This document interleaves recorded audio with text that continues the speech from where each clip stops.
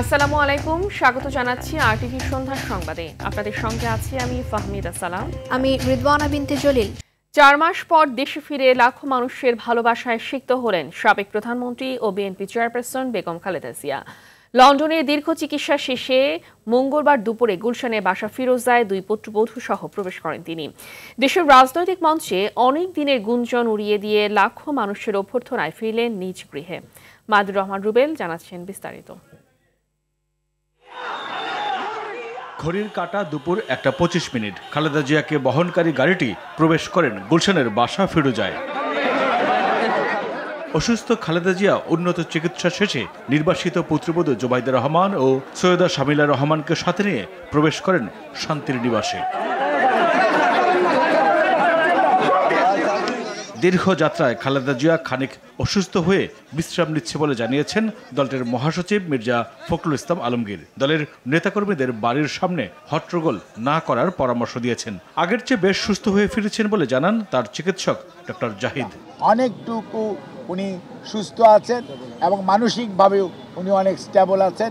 আপনারা ওনার সুস্থতার জন্য দোয়া করবেন এবং আমরা দেশবাসীর কাছে আবারও কৃতজ্ঞতা জানাই।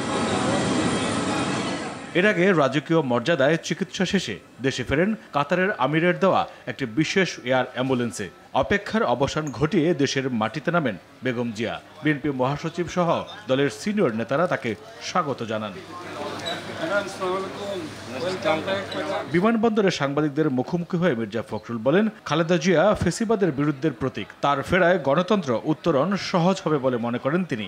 দেশবাসীর কাছে এই দোয়া চাইছি যে দেশবাসী তার সুস্বাস্থ্যের জন্য দোয়া করেন এবং দেশবাসী যেন গণতন্ত্রে ফিরে যেতে পারে তার জন্য একটা পথ সহজেই আমরা অর্জন করতে পারি, সেই আহ্বান আমরা জানাই। বিমানবন্দর থেকে গুলশান পর্যন্ত সড়কের দুই পাশে লাখো নেতাকর্মী জড়ো হন তাকে শুভেচ্ছা জানাতে। কারো হাতে ছিল ফুল, কেউ আবার এনেছিলেন নেত্রীর ছবি, আর দলীয় ও জাতীয় পতাকা ছিল হাতে হাতে। কঠোর নিরাপত্তা বেষ্টনী পাশ কাটিয়ে দলীয় চেয়ারপারসনকে স্বাগত জানায় নেতাকর্মীরা। 10 কিলোমিটারের এই পথে সাবেক প্রধানমন্ত্রী বেগম খালেদা জিয়া, দলের ভারপ্রাপ্ত চেয়ারম্যান তারেক রহমান ও তার স্ত্রী ডক্টর জুবাইদা রহমানের নামে ব্যানার হাতে নেতাকর্মীদের স্লোগান দিতে দেখা যায়। দীর্ঘ 17 বছর নির্বাসনে থাকার পর শাশুড়ির সাথে দেশে ফিরলেন ডাক্তার জুবাইদা। মাইদুর রহমান রুবেল, আরটিভি, ঢাকা। খালেদা জিয়ার ফিরে আসায় গণতন্ত্র উত্তরণের পথ সহজ হবে বলে মনে করেন বিএনপি মহাসচিব মির্জা ফখরুল ইসলাম আলমগীর। জাতির প্রয়োজনে খালেদা জিয়া শিগগিরই রাজনীতিতে নামবেন এমন ইঙ্গিত দিয়েছেন তার সফরসঙ্গী ডাক্তার AZM জাহিদ হোসেন। মানুষের মনে প্রশ্ন, খালেদা জিয়াকে কবে দেখা যাবে রাজনৈতিক অঙ্গনে? আর সেই খবর মাইদুর রহমান রুবেল তুলে ধরছেন আরেকটি রিপোর্টে।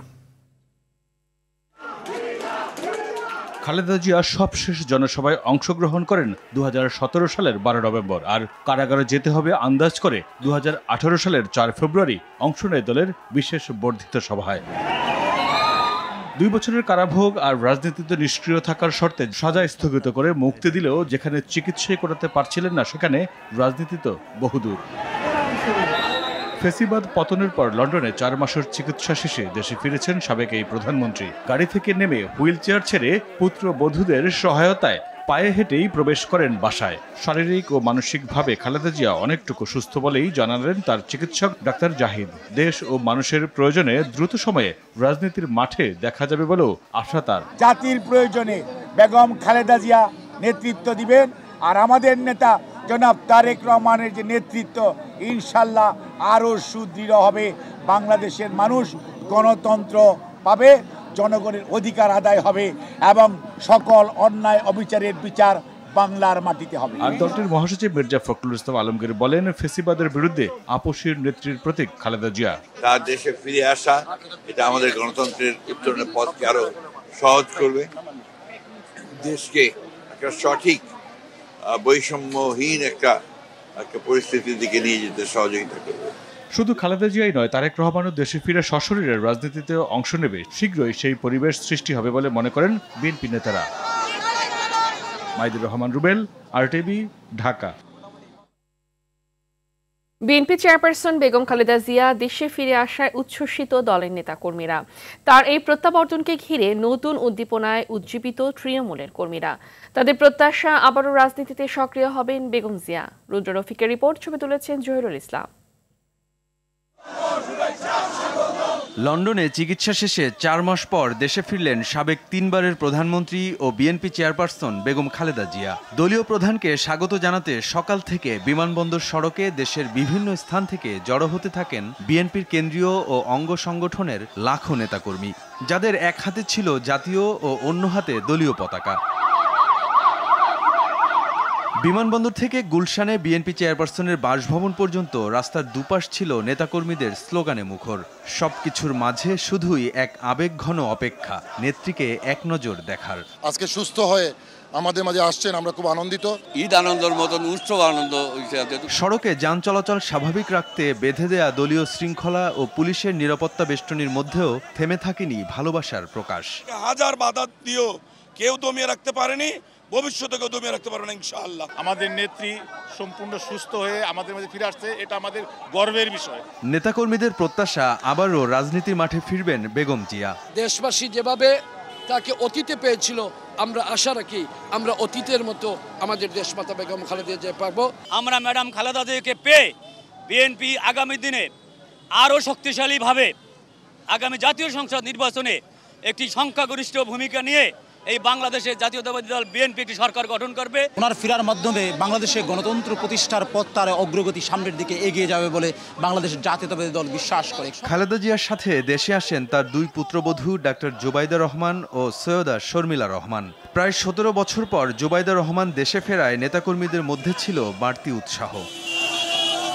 চিকিৎসা শেষে বেগম খালেদা জিয়া দেশে ফেরায় বিএনপির রাজনীতিতে উদ্দীপনার সঞ্চার হয়েছে। নেতাকর্মীরা বলছেন, তার এই প্রত্যাবর্তন শুধু দলের জন্য নয়, গণতন্ত্রের উত্তরণ এবং ভবিষ্যৎ রাজনীতির জন্য গুরুত্বপূর্ণ ভূমিকা পালন করবে। রুদ্র রফিক, RTV, ঢাকা। দীর্ঘ 17 বছরের নির্বাসিত জীবন শেষে দেশে ফিরলেন বিএনপির ভারপ্রাপ্ত চেয়ারম্যান তারেক রহমানের স্ত্রী ডাক্তার জুবাইদা রহমান। 1/11 পরিবর্তিত পরিস্থিতিতে স্বামী সন্তানকে নিয়ে দেশ ছাড়তে বাধ্য হন তিনি। স্বৈরাচার শেখ হাসিনার রোষানলের শিকার হয়ে ডাক্তার জুবাইদা সরকারি চাকুরি থেকে বরখাস্ত হন। মামলার বেড়াজালে ফিরতে পারেননি নিজ মাতৃভূমিতেও। রাজনীতি থেকে দূরে রাখতেই তাকে দেশে ফিরতে দেয়া হয়নি বলে জানান স্থায়ী কমিটির সদস্য ডাক্তার AZM জাহিদ হোসেন। তার নির্বাসন জীবনের অবসানের কিছু অংশ তুলে ধরছেন জাহিদ রহমান। শাশুড়ি বেগম খালেদা জিয়ার সঙ্গে 17 বছর পর দেশে ফিরলেন ডাক্তার জুবাইদা রহমান। সাধারণ গৃহবধূ হয়েও রাজনৈতিক নির্বাসনে ছিলেন তিনি। বেগম জিয়ার সহযাত্রী জুবাইদার চেহারায় দীর্ঘ যাত্রার কোনো ক্লান্তি ছিল না। নিজ মাতৃভূমিতে ফেরার আনন্দ ছিল তার চোখে মুখে।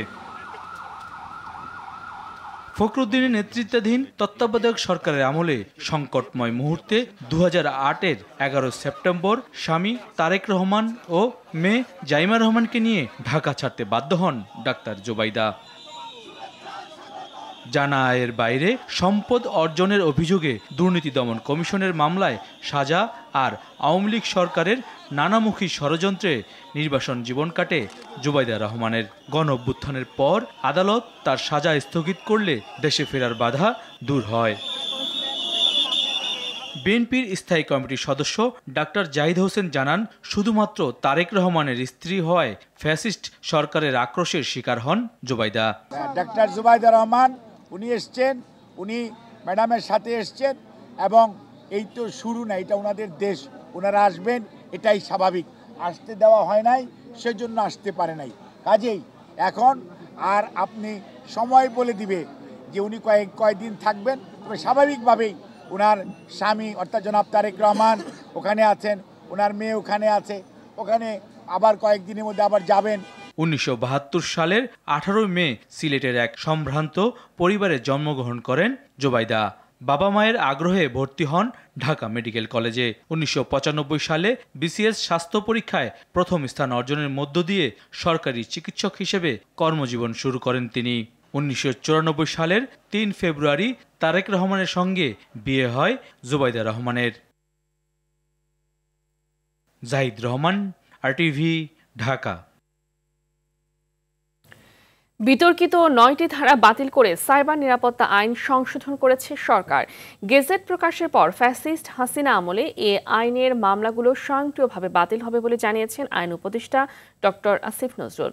আসছে ঈদ উল আজহায় 10 দিন ছুটি থাকবে বলেও জানান আইন উপদেষ্টা। ইয়ার বাদলের রিপোর্ট। প্রধান উপদেষ্টার তেজগাঁওয়ের কার্যালয়ে সরকারের উপদেষ্টা পরিষদের সভা। এতে বিভিন্ন সময়ে মন্ত্রণালয়ের গৃহীত পদক্ষেপগুলো নিয়ে অবহিত করা হয় প্রধান উপদেষ্টাকে। দেশের সার্বিক পরিস্থিতি নিয়েও আলোচনা হয়। সভা শেষে বেইলি রোডে ফরেন সার্ভিস একাডেমিতে আইন উপদেষ্টা আসিফ নজরুল জানান, সাইবার নিরাপত্তা আইনের বেশ কয়েকটি ধারা বাতিল করা হয়েছে। ফ্যাসিস্ট শেখ হাসিনা সরকারের আমলে ভিন্নমত দমনে এসব ধারায় সারা দেশে বহু মামলা হয় বলে জানান আইন উপদেষ্টা। এবং এই আগের যে আইনটা ছিল ডিজিটাল সিকিউরিটি অ্যাক্ট, সেখানকার 9টা ধারা বাতিল করা হয়েছে এবং এই 9টা ধারাই ছিল কুখ্যাত ধারা। এই ধারাগুলোতে 95% মামলা দায়ের হয়েছিল। এই মামলাগুলো এখন স্বয়ংক্রিয়ভাবে বাতিল হয়ে যাবে। ইন্টারনেটকে নাগরিক অধিকার হিসাবে স্বীকৃতি দেওয়া হয়েছে। দেশে প্রথমবারের মতো অনলাইন জুয়া নিষিদ্ধ করা হয়েছে।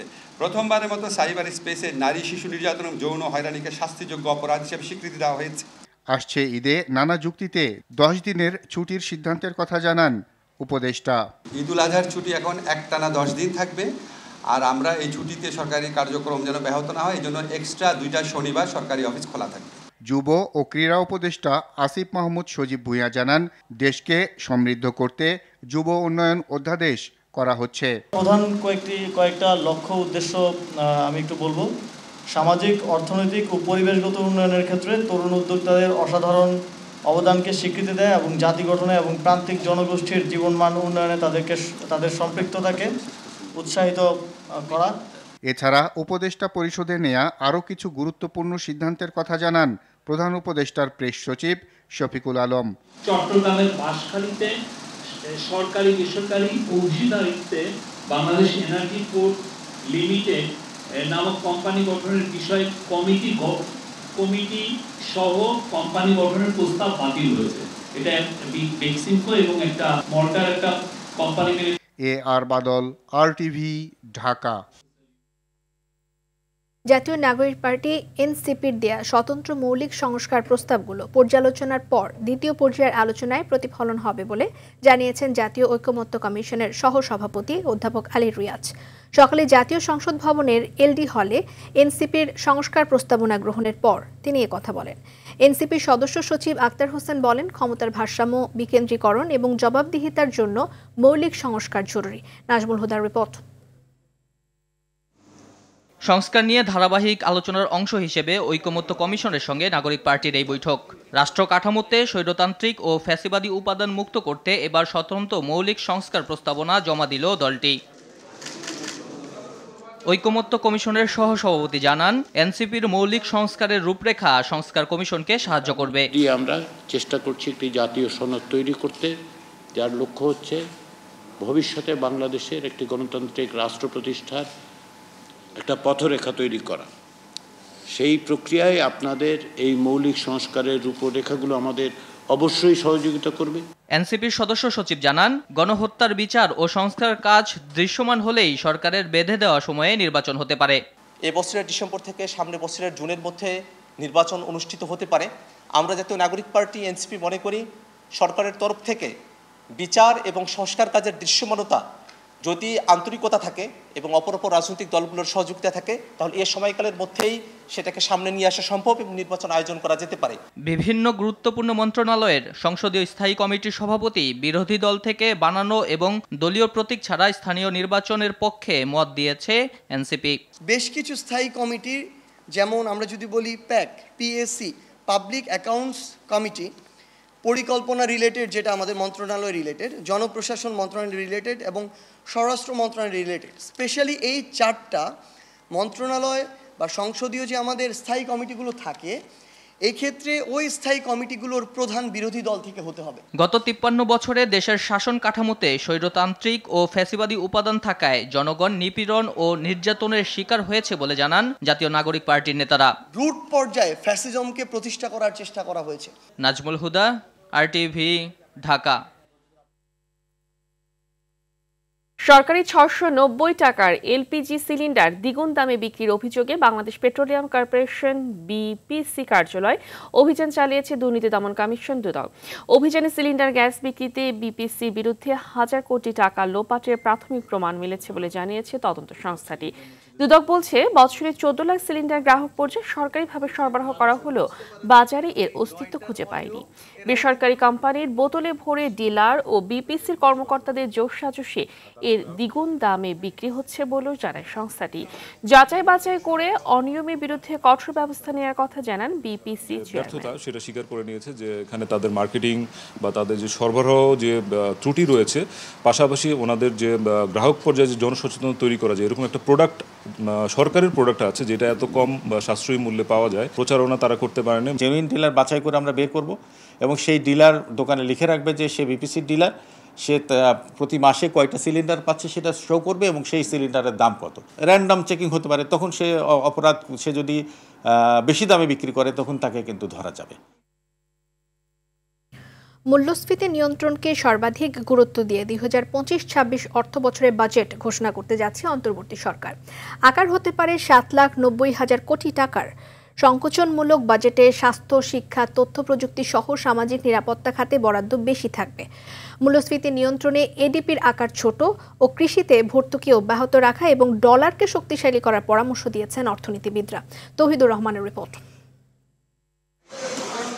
যুক্তরাষ্ট্রের নতুন শুল্ক নীতি আপাতত স্থগিত থাকলেও এর চাপসহ নানা বিষয় মাথায় রেখে ২০২৫-২৬ অর্থবছরের বাজেট সাজাতে হচ্ছে অর্থ উপদেষ্টাকে। পতিত আওয়ামী সরকারের রেখে যাওয়া উচ্চ মূল্যস্ফীতি নিয়ন্ত্রণেই বড় চ্যালেঞ্জ সামনে। বাজেটের সম্ভাব্য আকার হতে পারে ৭,৯০,০০০ কোটি টাকা। বার্ষিক উন্নয়ন কর্মসূচি বা এডিপির সম্ভাব্য আকার ২,৩০,০০০ কোটি টাকা। জাতীয় রাজস্ব বোর্ড এনবিআর এর লক্ষ্যমাত্রা ৫,১৮,০০০ কোটি টাকা। জিডিপি প্রবৃদ্ধি ধরা হতে পারে ৫.৫%। আর মূল্যস্ফীতিকে ৬.৫% আটকে রাখার পরিকল্পনা নেওয়া হয়েছে। মূল্যস্ফীতিকে প্রাধিকার দেওয়ার বিষয়টি এবারের বাজেটে আসলে গুরুত্বপূর্ণ প্রাধিকার হওয়া উচিত বলে আমরা মনে করি। খাদ্যপণ্য যেগুলো আমরা আমদানি করে থাকি, সেই ধরনের পণ্য সরবরাহ যাতে বাজারে স্থিতিশীল থাকে, সেটার জন্য যাতে নতুন আমদানিকারক এখানে যুক্ত করা হয় এবং এই বাজারটিকে যাতে প্রতিযোগিতামূলক করা যায় সেদিকে নজর দেওয়া। এই ইনফ্লেশন ম্যানেজমেন্ট আমি মনে করি নাম্বার 1 ম্যাক্রো ইকোনমির মধ্যে নাম্বার 1 রিফ্লেকশন হওয়া উচিত। শিক্ষা, স্বাস্থ্য, তথ্য প্রযুক্তি সহ সামাজিক নিরাপত্তা খাতে বরাদ্দ বাড়ানোর তাগিদ তাদের। আসছে বাজেটকে টিকে থাকার বাজেট মন্তব্য করে অর্থনীতিবিদরা জিডিপি প্রবৃদ্ধি বাড়াতে দীর্ঘমেয়াদী পরিকল্পনার তাগিদ দিয়েছেন। গ্যাসের সংকটে ইন্ডাস্ট্রিয়াল আউটপুট ক্ষতিগ্রস্ত হচ্ছে, বিশেষ করে টেক্সটাইল, সিমেন্ট, সিরামিক। বিনিয়োগ, এক্সপোর্ট এবং এমপ্লয়মেন্ট, তার জন্য যে লং টার্ম প্রোগ্রাম, সেটার ধারাটা এখন থেকেই চালু করা। এডিপির আকারও যাতে ছোট থাকে, সীমিত থাকে এবং সেটা যাতে কোনোভাবেই প্রয়োজনীয় ব্যয়ের অতিরিক্ত না হয়, সেই জায়গাটিতেও নজর দেওয়া দরকার। উন্নয়নশীল দেশের কাতারে যাওয়া আর ভৌগোলিক নানা কারণে এবারের বাজেট গুরুত্বপূর্ণ বলেও জানান তারা। তৌহিদুর রহমান, RTV, ঢাকা। ৬ কিলোমিটার দূর থেকে সাক্ষী আসামিকে দেখেছেন, এমনকি নিজের সন্তান সংখ্যা জানেন না, কিন্তু আসামির নাম জানেন। এমন সাক্ষ্যের মাধ্যমে জামায়াত নেতা ATM আজহারুল ইসলামকে সাজা দেওয়া হয়েছে বলে জানিয়েছেন আইনজীবী শিশির মনির। মানবতা বিরোধী অপরাধের মামলায় মৃত্যুদণ্ডপ্রাপ্ত এ জামায়াত নেতার খালাস চেয়ে আপিল শুনানির প্রথম দিন শেষে সাংবাদিকদের এসব কথা বলেন এই আইনজীবী। প্রধান বিচারপতি ডক্টর সৈয়দ রেফাত আহমেদের নেতৃত্বাধীন আপিল বিভাগের 7 বিচারপতির পূর্ণাঙ্গ বেঞ্চ বৃহস্পতিবার পরবর্তী দিন ঠিক করেন। জানেন জনাব ATM আজহারুল ইসলামের আন্তর্জাতিক আইনের প্রযোজ্যতা সংশোধন করা হয়েছে। যিনি 6 কিলোমিটার দূর থেকে লুকিয়ে থেকে দেখতে পায়, তাকে আমি কি করে বিশ্বাস করব? যিনি নিজের সন্তানের নাম বলতে পারেন না, তার সন্তান কয়জন এটাও বলতে পারেন না, কিন্তু তিনি আসামির নাম বলেন, তাকে কি করে আমি বিশ্বাস করব? এগুলো প্রমাণ করে যে ওই ট্রাইব্যুনালে যে বিচার হয়েছে তা সব কিছু হয়েছে অসৎ উদ্দেশ্য প্রণোদিত এবং কতিপয় রাজনৈতিক নেতৃবৃন্দকে সাজা দিয়ে রাজনৈতিক উদ্দেশ্য হাসিল করার জন্যই এই সমস্ত কাজ করা হয়েছিল। পুলিশের কাজে বাধা সহ আরও 4 মামলায় সনাতনী জাগরণ জোটের মুখপাত্র চিন্ময় কৃষ্ণ দাসকে গ্রেফতার দেখানোর নির্দেশ দিয়েছেন আদালত। সকালে শুনানি শেষে Chattogram metropolitan magistrate SM Alauddin এ নির্দেশ দেন। এর আগে 4 মামলায় চিন্ময় দাসকে গ্রেফতার দেখানোর আবেদন করেন তদন্ত কর্মকর্তারা। এদিকে নিরাপত্তার কারণে মঙ্গলবার ভার্চুয়ালি শুনানি হয়। এতে চিন্ময় দাসের পক্ষে কোনো আইনজীবী উপস্থিত ছিলেন না। গত 30 এপ্রিল হাইকোর্টে তার জামিন আবেদন মঞ্জুর করার কয়েক ঘন্টার মধ্যে রাষ্ট্রপক্ষের আবেদনে তা স্থগিত করেন আপিল বিভাগের চেম্বার আদালত।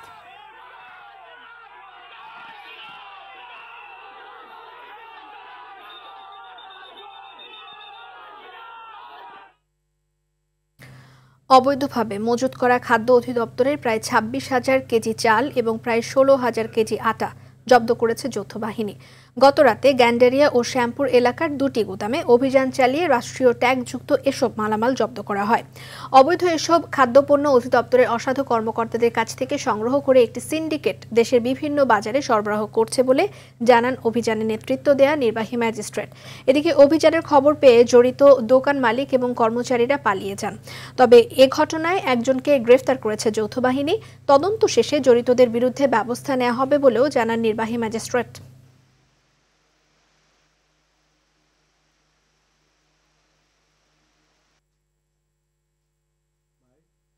পাঁচশো 26টা চালের বস্তা এবং হচ্ছে 316টা হচ্ছে আটার বস্তা। সেটা হচ্ছে যে 50 কেজিটি বেশি, 22টা বস্তা হচ্ছে শুধুমাত্র 25 কেজি চালের, বাকি সবই 50 কেজি বস্তা। কাজে বলা চলে এই গোডাউনটায় বেশ ভালো পরিমাণের হচ্ছে চাল এবং আটা, যেগুলো হচ্ছে আসলে খাদ্য অধিদপ্তর। এই চক্রটা বেসিক্যালি হয়তো দীর্ঘদিন যাবৎ চলে আসতেছিল। নিডি পিপল যারা আছে, গরিব মানুষ, তারা হয়তো জিনিসটা বঞ্চিত হচ্ছে। ইনশাল্লাহ এই অভিযান জারি থাকবে। আমরা the army is always for the people and আমরা এনি ধরনের ক্রাইম এগেনস্ট ইনশাল্লাহ অপারেশন জারি রাখবো।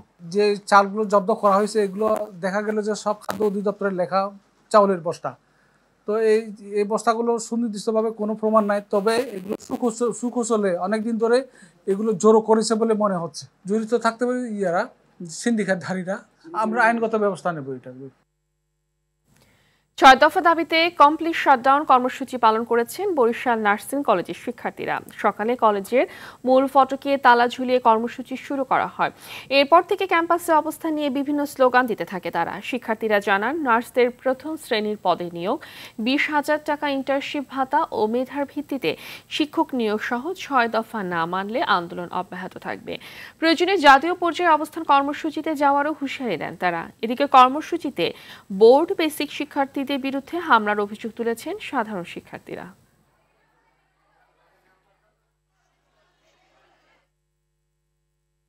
আগামীকাল থেকে 10 মে পর্যন্ত Kutubdia firing range VGD tour আকাশে তাজা গোলাবর্ষণ প্রশিক্ষণ মহড়া পরিচালিত হবে। ছুটির দিন সহ প্রতিদিন সকাল থেকে বিকেল 5টা পর্যন্ত এই মহড়া চলবে। আকাশ থেকে আকাশে এই গোলাবর্ষণ হবে। উল্লেখ্য, ওই তারিখ এবং সময়ে মহড়া চলাকালে সব ধরনের জলযানকে এসব এলাকা দিয়ে চলাচল না করার জন্য সতর্ক করা হয়েছে। গণমাধ্যমে পাঠানো এক বিবৃতিতে প্রতিরক্ষা মন্ত্রণালয়ের আন্তঃবাহিনী জনসংযোগ পরিদপ্তর ISPR এ সতর্ক বার্তা জানিয়েছে।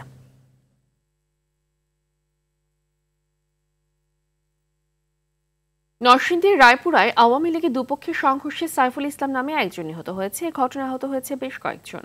উপজেলা চান্দিরকান্দি ইউনিয়নের নজরপুর গ্রামে এই সংঘর্ষের ঘটনা ঘটে। পুলিশ জানায়, আধিপত্য বিস্তারকে কেন্দ্র করে উপজেলা যুবলীগ নেতা আবিদ হাসান রুবেল ও পৌর আওয়ামী লীগের সহসভাপতি হারুনুর রশিদের সমর্থকদের মধ্যে বিরোধ চলছিল। এরই জেরে সকালে দেশীয় অস্ত্র নিয়ে সংঘর্ষে জড়ান দুপক্ষের সমর্থকরা। গাজীপুরের গাছা থানার হারিকেন এলাকায় এক নারী শ্রমিক নিহতের ঘটনায় 1 ঘণ্টা ঢাকা ময়মনসিংহ মহাসড়ক অবরোধ করে রাখেন শ্রমিকেরা। পরে সেনাবাহিনী সহ অন্যান্য আইন শৃঙ্খলা বাহিনীর সদস্যরা অবরোধকারীদের সরিয়ে দেন। পুলিশ জানায়, সকাল 8টার দিকে হারিকেন বাসস্ট্যান্ড এলাকায় এক নারী শ্রমিককে চাপা দিয়ে ট্রাক চালক পালিয়ে যান। ঘটনার পরপরই সহকর্মী শ্রমিকরা ঢাকা ময়মনসিংহ মহাসড়কে অবরোধ করেন। সে সময় মহাসড়কের উভয় পাশে দীর্ঘ যানজটের সৃষ্টি হয়। যুদ্ধ পরিহার করে ভারত ও পাকিস্তানকে সংযত হওয়ার আহ্বান জানিয়েছে জাতিসংঘের মহাসচিব অ্যান্টনিও গুতেরেস। এর আগে তার সঙ্গে ফোন আলাপে পাকিস্তানের প্রধানমন্ত্রী শেহবাজ শরীফ কাশ্মীর ইস্যু স্বচ্ছ ও নিরপেক্ষ তদন্তের প্রস্তাব করেন। এদিকে সম্ভাব্য যুদ্ধের প্রস্তুতি হিসেবে বিভিন্ন রাজ্যে সামরিক মহড়ার নির্দেশ দিয়েছে ভারতীয় স্বরাষ্ট্র মন্ত্রণালয়। বিস্তারিত অর্ণব প্রসাদের রিপোর্টে। ক্রমেই উত্তেজনা বাড়ছে দুই চিরপ্রতিদ্বন্দ্বী ভারত পাকিস্তানের মধ্যে। এবার উত্তেজনা কমিয়ে দুই দেশকে সংযমী হওয়ার আহ্বান জানান জাতিসংঘের মহাসচিব আন্তোনিও গুতেরেস। সোমবার জাতিসংঘের সদর দপ্তর নিউ ইয়র্কে তিনি এ আহ্বান জানান। ভারত পাকিস্তান দুই দেশ যুদ্ধের দ্বার প্রান্তে রয়েছে। যদি সত্যি যুদ্ধ বেঁধে যায় তাহলে ওই অঞ্চলের পরিস্থিতি পুরোপুরি নিয়ন্ত্রণের বাইরে চলে যাবে। এর আগে পাকিস্তানের প্রধানমন্ত্রী শেহবাজ শরীফের সঙ্গে ফোনে কথা বলেন জাতিসংঘ মহাসচিব। ফোনালাপে পেহেলগামে সন্ত্রাসী হামলার স্বাধীন, স্বচ্ছ ও বিশ্বাসযোগ্য তদন্তের প্রস্তাব করেন শেহবাজ শরীফ। পাশাপাশি কোনো কারণ ছাড়া ভারত পাকিস্তানকে দায়ী করায় উদ্বেগও জানান তিনি। এদিকে ১৯৭১ সালের পর এবারই প্রথম ভারতের বিভিন্ন রাজ্যে সামরিক মহড়া চালানোর নির্দেশ দিয়েছে কেন্দ্রীয় স্বরাষ্ট্র মন্ত্রণালয়। যুদ্ধের প্রস্তুতি হিসাবে ছাত্র যুবকদেরও ট্রেনিং প্রদানের নির্দেশনা দেয়া হয়েছে। চরম উত্তেজনার মধ্যেই সোমবার রাতে লাইন অফ কন্ট্রোলে ভারত পাকিস্তান সেনাবাহিনীর মধ্যে গুলি বিনিময় হয়। পাকিস্তানি সৈন্যরা আগে গুলি ছোড়ে বলে বরাবরের মতো অভিযোগ ভারতীয় সৈন্যদের। এ নিয়ে টানা ১২ দিন কাশ্মীর সীমান্তে গোলাগুলির ঘটনা ঘটল। অর্ণব প্রসাদ, RTV। সংযুক্ত আরব আমিরাত ও পাকিস্তানের বিপক্ষে টি-20 সিরিজকে সামনে রেখে মিরপুরে চলছে জাতীয় ক্রিকেট দলের ক্যাম্প। দ্বিতীয় দিনে শেরেবাংলা ক্রিকেট স্টেডিয়ামে ব্যাটিং অনুশীলন করছেন জাকের আলী, অনিক ও তৌহিদ হৃদয়। এই দুই ক্রিকেটারকে অনুশীলন করাতে মাঠে ছিলেন 4 কোচ। বিস্তারিত মাহফুজুল ইসলামের রিপোর্টে। ঢিলেঢালা মেজাজে চলছে অনুশীলন ক্যাম্প। আরব আমিরাত ও পাকিস্তানের বিপক্ষে 7 ম্যাচের টি-20 সিরিজকে সামনে রেখে শুরু হয় অনুশীলন। এতে বেশ সিরিয়াস তৌহিদ হৃদয় ও জাকের আলী, এই দুই ব্যাটসম্যানকে নিয়েই চলে মঙ্গলবারের অনুশীলন। সেন্টার উইকেটের পাশে বোলিং মেশিনে দীর্ঘক্ষণ নিজেদের উইলও ঝালিয়ে নিয়েছেন তারা। পজিশনিং শট অনুশীলন করেছেন জাকের। মাঠের চারপাশে টায়ার বসিয়ে সেখানে টার্গেট করে শট খেলেছেন তিনি। নিজের সবচেয়ে শক্তিশালী পজিশন লেগ সাইডে বড় শট খেলার অনুশীলনও করেছেন দীর্ঘক্ষণ। তৌহিদ হৃদয়কে নিয়ে কোচ ফিল সিমন্স ছিলেন একটু বেশি সিরিয়াস। তার ব্যাটিং পজিশন ও টেকনিক নিয়ে আলাদা নজর ছিল হেড কোচের। পুরো অনুশীলনে এই দুই ক্রিকেটারকে আলাদাভাবে নজরে রেখেছিলেন কোচ সালাউদ্দিনও। 2026 বিশ্বকাপকে সামনে রেখে প্রস্তুতির শুরুটা এই দুই সিরিজ দিয়েই শুরু করছে বাংলাদেশ। সেখানে যে কয়জন ক্রিকেটারের উপর টিম ম্যানেজমেন্টের বাড়তি নজর থাকবে তাদের মধ্যে অন্যতম এই দুই ব্যাটার। ছুটি ও বিভিন্ন কারণে ক্যাম্পে অনুশীলন শুরু না করলেও বাকিরা দ্রুতই যোগ দিবেন সিমন্সের রেডেরায়। মাহফুজুল ইসলাম, RTV, ঢাকা। সন্ধ্যার সংবাদ এ পর্যন্তই। রাতের সংবাদ 11:15 দেখার আমন্ত্রণ রইল। ধন্যবাদ সবাইকে। ধন্যবাদ।